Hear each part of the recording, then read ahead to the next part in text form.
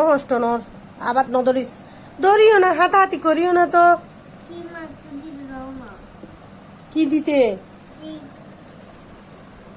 লাগতেছে সহজ, এগুলো সহজ না, সর। দিতে বলবো না, যখন পারবে তোমাকে তখন দিতে বলবো। তাড়াতাড়ি পড়া শেষ করো।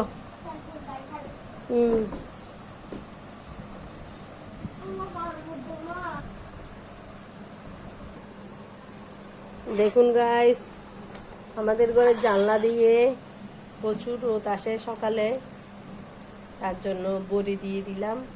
কতটা শুকাবে আপনাদের সাথে শেয়ার করব। আমার ছেলের বড়ি পছন্দ, তাই সে অনেক কাজ করে দিয়েছে আমাকে।